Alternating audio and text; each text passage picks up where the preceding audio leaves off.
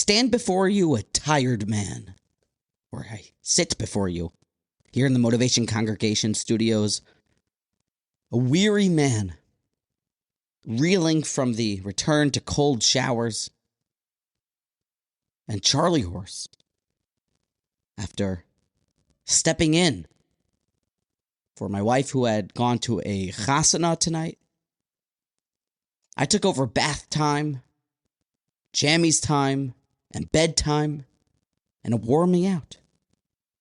My thoughts were, quickly I'll take care of the kids, and then sit down to record with energy. But here we are, sitting down to record with energy, but a bit Charlie Horse. This past week, I've been mulling over a topic that I've really been wanting to share. A yesod from a great gadol was shared last Sunday. It woke me up. It startled me and brought to my attention that I don't believe we've ever discussed this topic. So I went to research the topic, understand it a bit more, and then develop, hopefully, what is to be a manicured talk about one of the most incredible yesodos that we've never discussed. The yesod has just 3 letters. 3 letters make up the very entity, the entirety that is today's talk. And this simple word lies at the very bedrock of our faith. It is the basis of countless of our mitzvos, makes up one of the 10 Kabbalistic sephiros, the tree of life. This word, this unassuming and 3-lettered word, is found, according to artificial intelligence, more than 248 times throughout Tanakh. This word, this yesod, rests, or is what the entire world rests upon. At least, it is one of the things that the world rests upon. This thing that is 3 letters, that holds up the world and is something that we've never discussed also, pretty much makes up all of Torah, because it is the concept that the Torah begins with and the concept that the Torah ends with. My holy friends, this word also gets a bad rap, and when you voice it, people shrug it off, roll their eyes, sigh, moan, as if you've just brought up a very bland, non-issue topic. It's old news, they think. But my friends, you have been lied to. You have been fibbed. It's a new word that I found, for someone has given you a slight, little, inconspicuous lie. It means you have been fibbed. And my friends, we have been fibbed. What is this unsuspecting yet all-encompassing 3-lettered word and concept? It is none other than, hopefully you guessed it, chesed. Ches, samech, daled. Chesed. The bedrock of our faith, makes up so many endless commandments, loving thy neighbor, taking compassion on the widow and the orphans, giving charity. Chesed, Tiferes, Netzach, Gevura. Of course, Chesed is on the Kabbalistic tree of life and the 10 sephiros. And it should be of no surprise to you that it occurs 248 times, if not more, according to artificial intelligence throughout Tanakh. And it is the great Tana in the very second parak of Pirkei Avos that said that one of the 3 things that keeps up the world is Gemilos Chasodim, Chesed. And the Gemara in Sota tells us that the Torah begins with how God made for man and wife garments. That is chesed. And the Torah ends with Hashem, or He, capital H, buried Moshe in the valley. Chesed Hashem, a.k.a. the entire Torah, the beginning, the end, is all chesed. Chesed. But yet, for whatever reason, when someone brings up the word chesed, can't lie. It just doesn't hit you the same way that any maybe less frequently cited or less frequently talked about yesod does when it's brought up. The idea of kindness, chesed, loosely translated as generosity and charity, it is part and parcel, an integral aspect of Judaism. You know that. But why is that? That is because, I posit, Judaism at its core is about selflessness and not selfishness. Judaism is about altruism. It is about your friends, aiding your neighbors, taking care of thy parents, recognizing and mimicking and parroting God. And what does God do? God does nothing other than kindness. God gives altruistic in its most extraordinary sense. We are here just trying to be like God, mimic him, cling to him, and therefore constantly give. Give more, do actions that resonate with giving, mimic the Creator by giving without receiving or wanting to receive anything back. Strive to give as much as possible. Give smallly, give largely, give frequently, give all that you have, give money, give your time. Just do chesed. That's what it's about. That's Judaism. And all that you can provide to your family, friends, and Creator is what it's all about. This whole topic has been on my mind since the past Sunday, because the custom of the great Rabbi Lopiansky every Tisha B'Av, when we get to the kinnah, the dirge, the short or long, poetic lamentation or paragraph that's supposed to incite grieving and bemoaning. Every time we get up to the one that's titled Arzeh Halavanon, the 10 martyrs, how we read all about the horrible pain and deaths of great Torah scholars, that those that died for the Almighty, when we mourn their loss. The custom of Rabbi Lopiansky, as he explains the Kinnos and Yeshiva of Greater Washington every year, is to pick a new topic or individual who is a great martyr, who is a great cedar tree, who is a great Arzeh Halavanon, someone who died for God, someone whose life was cut too short, somebody who personified godly attributes, but yet we mourn for him, but yet we don't always know him. So Rabbi Lopiansky presents someone who maybe you've never heard of, and their great stories, and how they died, well, not in vain, but while making the ultimate sacrifice. And this past year, Rabbi Lopiansky spoke about the terrible massacre in 1929, where Arabs pillaged, raped, maimed, and killed innocent Jews in the town of Hebron. It's known, this episode, this terrible episode, as the Hebron Massacre. Rabbi Lopiansky had this wonderful buildup of what was going on at Hebron at that time, and how the Slobodka Yeshiva, the famed Reb Nosson Tzvi Finkel, the Alter of Slobodka, who had launched this new Torah and Musar Yeshiva, and now after there had been some political pushback that had handcuffed the yeshiva to some extent, the Yad Hashem had it that the Alter moved the yeshiva, a second branch of the yeshiva, to Hebron. He sent his best students, his children, his best rabbeim and teachers. He himself even traveled. There was to be 2 Slobodkas, one still back in Slobodka, and one in the new Palestine, the new Holy Land, and Hebron. The stories that went on in that yeshiva were unlike anything you've ever heard before. It was this perfect mix of the most incredible scholars, along with the most American normal boys.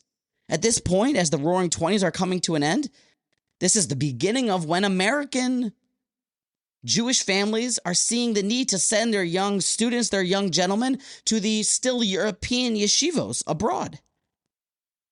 So in this yeshiva, it is really made up of the largest masmidim, the largest gaonim that came because the altar told them to come to Hebron and start Slobodka on the right foot, while also Tommy, Johnny, Billy, Steve, Bobby, all these young American children that are fans of the Cubs and fans of the Yankees that are also coming together to try to become knowledgeable in the Torah Hashem. It was unbelievable what was happening. The shiurim, the hasmada. And after the Arabs had been upset about something in Jerusalem, some terribly placed anger and an inability to tolerate the mere nothingness, Arabs took their spears, bear down on the doors of the Slobodka Hebron Yeshiva, broke the windows,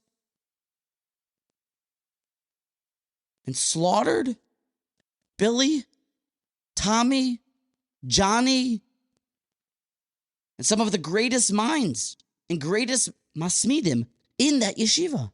67 Jews were murdered by these Palestinian Arab riots.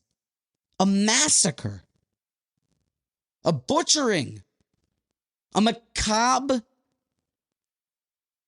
killing of innocent yeshiva students. They tell the story how there was one young bacher who was ready for Shabbos early because the massacre happened on Friday afternoon. The young student was already in his Shabbos clothes and began to open up his Gemara while waiting for the Mincha and Kabbalah Shabbos to begin in Slobodka and Hebron there. And he was one of the ones that was murdered along with the many other innocent students that were getting ready for Shabbos in the dorms. And very, very few made it out. Very few, a handful, made it out of the Hebron Massacre.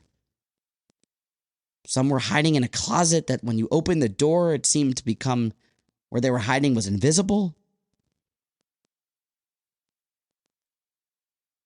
But one person, he made it out of the Hebron Massacre because a friend of his who had been butchered, lying on the floor dead, bloodied all over head to toe, lungs, intestines, oozing out of his body, about to leave this earth. Rabbi Lepansky described how it was caught by eyewitnesses that this student who was bleeding out managed to claw his way over to his friend who was on the floor, hiding, a little bit bruised, but hiding and fearful. The bacher who was about to die reached his hand down to his belly, took blood out from his own belly, took out his own guts and smeared it upon his friend who was lying on the floor next to him so that he should appear bloodied and dead so that the Arabs shouldn't come back to attack his friend who was going to make it, but just fearful and frozen on the floor and minorly injured. You hear this, friends? You hear what's happening here? There's somebody on the floor rubbing his blood and guts on his friend to save him. We're talking about that level of a person innocently murdered. But ever since this past Tisha B'Av, when I heard that story, I can't get out of my head this thought that somebody is on the floor that's acting like their deathbed. It's all over for them, and all they can think about is to grab a piece of their blood, grab some guts, grab some vessels, grab some, who knows, anything he can get his hands on that will try to make his friend look dead to save him. He's so driven to help someone else, to aid someone else, that he's even has that on his mind. It shook me to the core that somebody could be so selfless, and reminded me about Judaism and what it's all about. That it's about, can you become so selfless and so other person minded that would you be willing to do the same thing? Would it even come across your mind? Would you be able to make that sacrifice? This Shabbos, it's a holy Shabbos. It's not like all other Shabbases. I'll tell you why I want to speak about this. It's because it's a three-pronged Shabbos. We have a spiritual trifecta and triumvirate this Shabbos that possesses Shabbos Nachamu. It is also Parshas Vaeschanan. And it is also Tu B'Av. So following the trifecta, that is, I'd like to bring forth to you my notes and findings. 3 fascinating yesodos that you need to know that will change the way that you see chesed, the way that you understand chesed, and hopefully it will make it resonate in your head as not the mere eye-rolling, shoulder-shrugging, not your grandma's type of chesed. I hope together we can remove the fibbedness and re-internalize these critical concepts about just how integral selflessness and chesed is to the Jewish nation. The first thing you need to know about chesed is that when the Jewish people were marching towards the promised land, really riding high on cloud 9 on the wings of eagles, nothing can stand in their way, but all of a sudden Moshe Rabbeinu gets a big waft of fear. He says, Hashem, I'm afraid. Vayomer Hashem el Moshe, ulterior also, and Hashem says, don't be afraid of the impending road to Bashan and to King Og and his troops and Edrehi. Don't be afraid to engage them in battle. Rashi's trying to figure out why Moshe would have been afraid. Ulterior also, says Rashi, Shahaya Moshe Yarei Lihilachim. Moshe was afraid to go to battle. Shematamod lo zechusa shel Avram. Moshe's afraid that the zechus of Avram, or some kindness that was done, or some zechus that there was, would make Og and his providence victorious. Moshe was afraid of that. But it's interesting. What is that made Moshe afraid?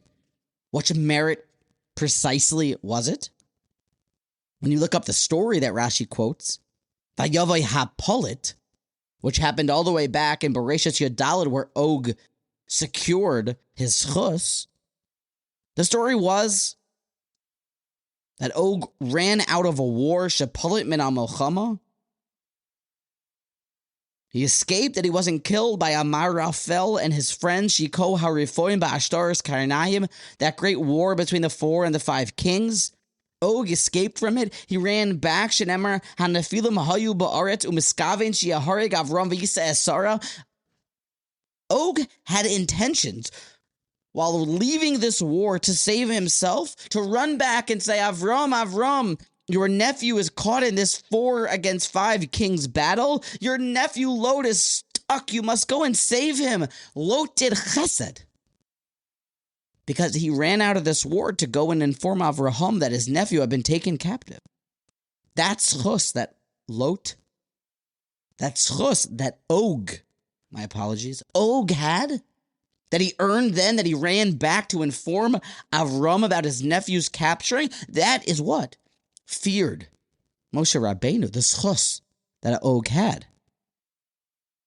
But the Kli Yakar has a powerful question on this, and I heard it from Rabbi Eisenberg, the Rav of Virginia.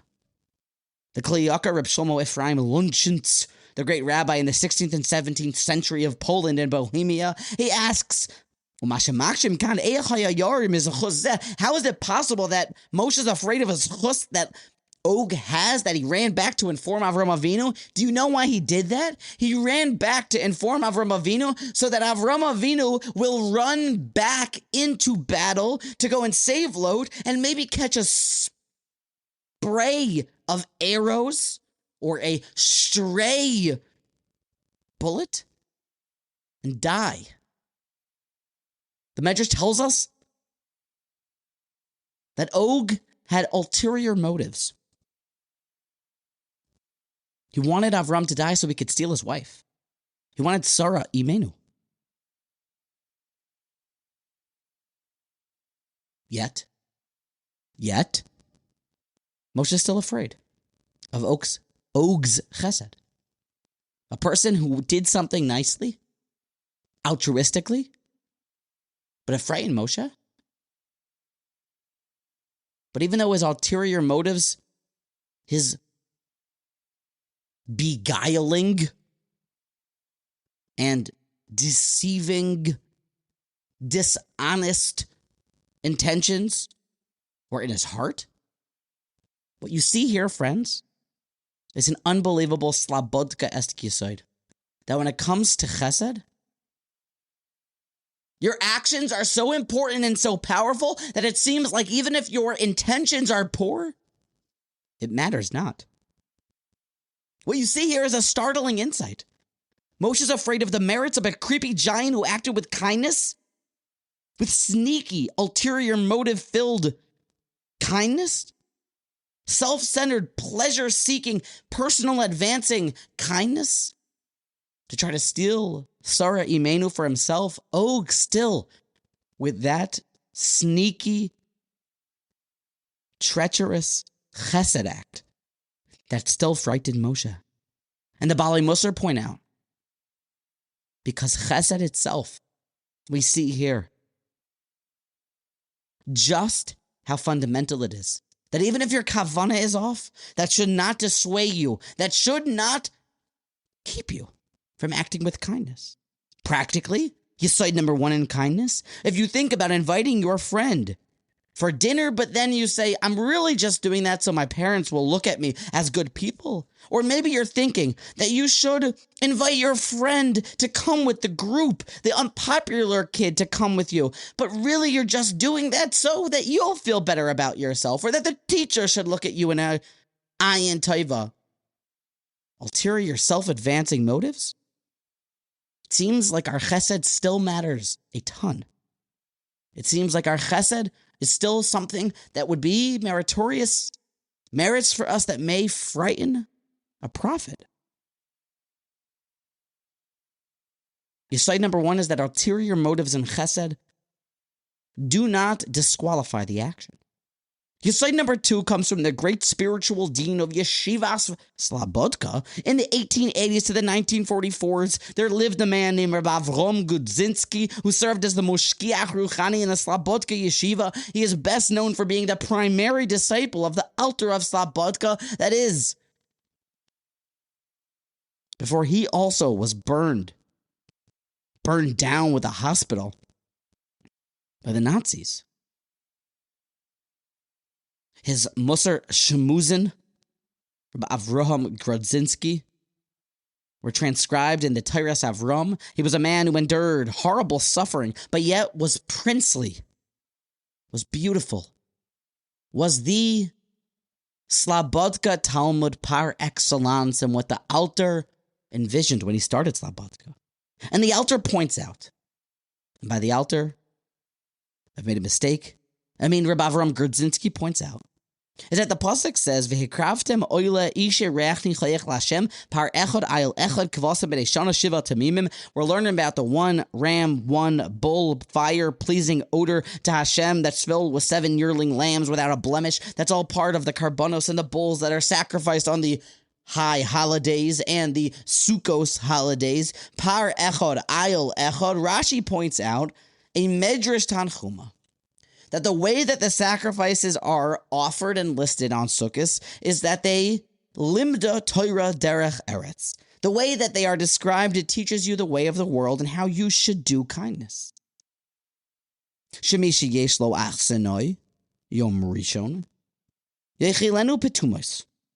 The way that the karbonos are listed is that they began with many karbonos, and each day they would sequentially decrease. 70, I think they would decrease by 14, then 13, or see the end of Tractate Sukkah to figure out how we got down to just one carbon at the end that personifies Klal Yisrael on Shmini Atzeres, just us with Hashem. But the way that the karbonos go down sequentially, the Medrash Tanchuma tells us that teaches you how you should do chesed when you're having somebody over. You should go down in your kindness.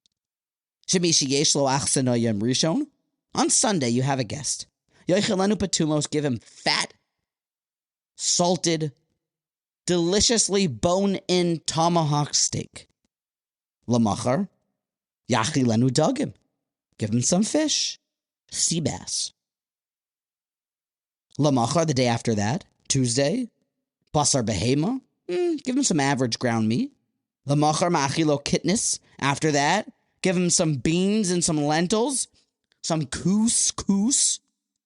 And lamachar ma'achilo yorak, then give him some greenery, salad, and poches veholoch kipriachag, go down every day, a step down, a rung down in your kindness every day. And the question, the peculiarity is protruding, don't you think? How is this the way that you do chesed? It sticks out like a sore pinky. How is this the way that you should do kindness? By welcoming somebody into your house and then not consistently delivering? Not even milim b'kodesh, going up in your levels of kindness, but instead serving first steak and making your way down to some lentils and lettuce?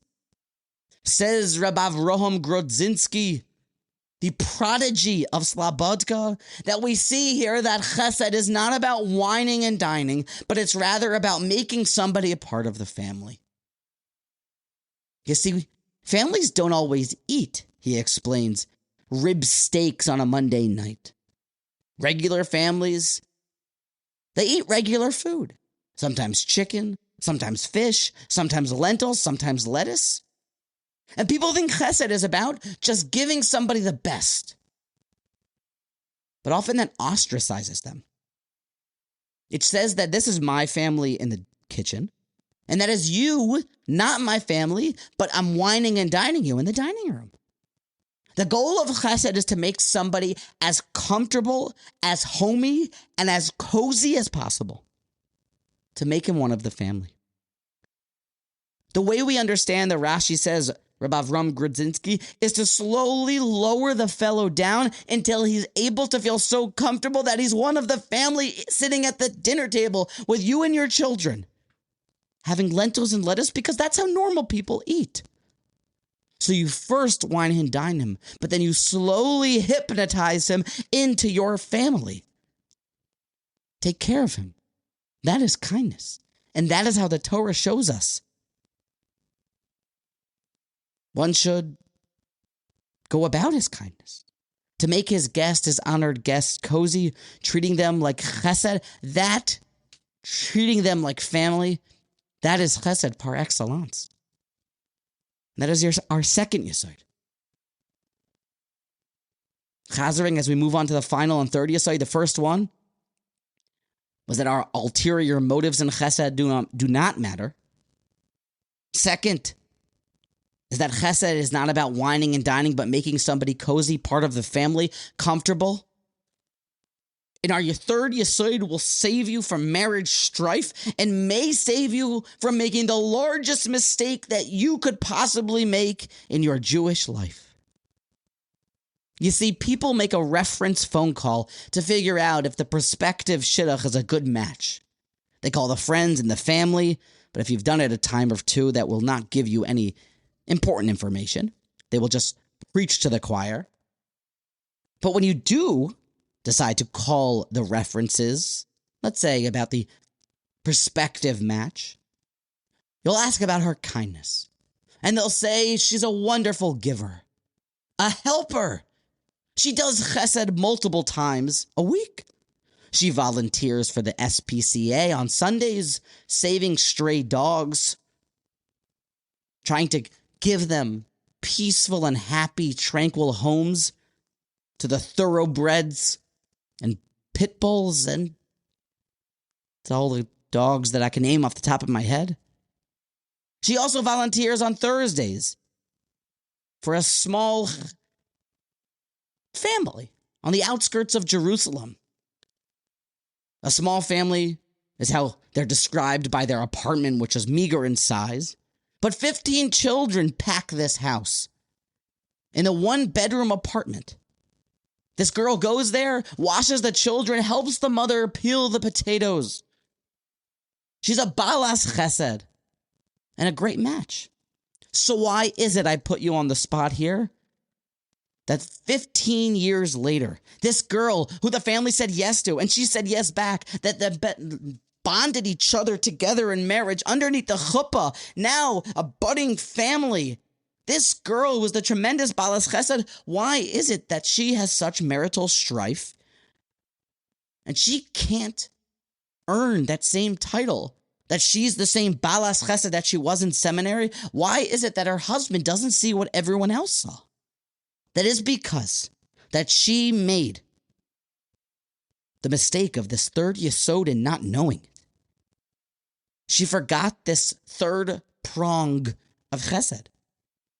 This third of our triumvirate and trifecta of chesed. She forgot what humanitarianism and true benefaction begins with. And it begins at home. She forgot that chesed works like a series of concentric circles, with the inner circle making up friends and family, the middle circle making up extended family, extended friends and relatives, and lastly, the general public, other organizations, and other Jews, maybe even other Gentiles. But we've made the mistake, all too many of us, that we think that we should prioritize giving to the random, giving to the homeless, giving to the organizations our time, money, and help before we should give it to those that are in the immediate circle, those that we actually are obligated to do chesed with, obligated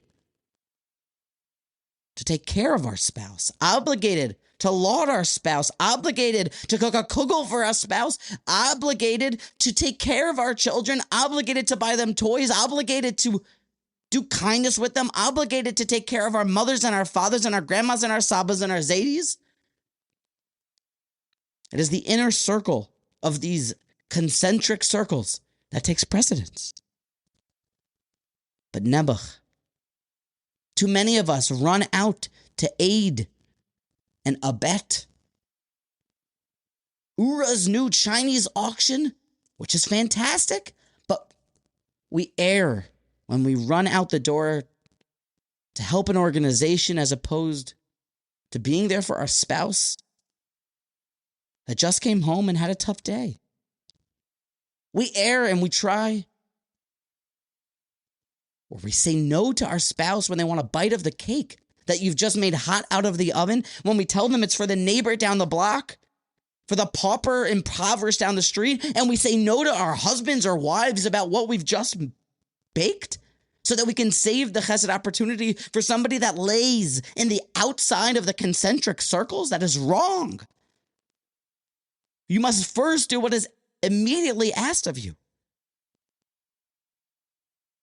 If your mom likes to make her peach cobbler with already peeled peaches, then I submit that that comes first. For you to stay and help her, than to run out the door and fundraise for some organization or volunteer at the homeless shelter. You should spend the extra time and your time management skills to find time to do the other chesed opportunities, of course. The greatest Jews around, they give up their own personal pleasures and creature comforts for those type of chesed opportunities. But if your mom's arthritis is acting up, so she can't peel the peaches for the peach cobbler, pardon the plosives, then you should step in and do chesed. And if there's ever a conflict between these concentric circles, go with the more inside circle wins. These are 3 yesodos of chesed. Tein l'chacham v'yech gam od. These are just tips of the iceberg. 3 of the endless yesodos of chesed. But after this past week, when I was shaken to the core about how somebody could go and give their own blood, they'll be so selfless, so other person minded. It reminded me of the chachma, the depth, and the immediate actions we need to take about how to put more time and effort and energy into our chesed. To chazer over these 3 points that I researched to bring to you today, they are that even if you have underlying selfish, dishonest motives in your chesed, like Og to steal Sarah from Avram, seems that does not disqualify your chesed, and you still should go about your business acting with kindness. Doesn't delete your kindness or your altruism and selflessness. Number 2, make your guests comfortable. And now, don't just wine and dine them, make them one of the family. The same way the karbanos go down from 15 or from 70 all the way down to 1 on Sukkot. And lastly, do chesed with your immediate members, your family, your grandparents, your kids. Don't let them get the bad end of the bargain, the bad end of the stick, because you're running out to help everyone else. Don't let them feel the brunt of your meaningful sacrifices, because they come first and they lay inside of all the concentric chesed circles. And let us forever remain aware of how somebody could become like one of these Hebron Massacred Billy Bobby students, inspired to do the will of God, that he, in his very last breaths and moments on this world, took his blood and smeared it on somebody else to save him, thinking about nothing else other than saving somebody else. That is unbelievable chesed. To you, remember these points, build them, internalize them. Search for more points about chesed. And take practical action in your chesed. A good Shabbos to you. A good Parshas Vaeschanan to you. A good Parshas Nachamu, Shabbos Nachamu to you. And happy Tu B'Av.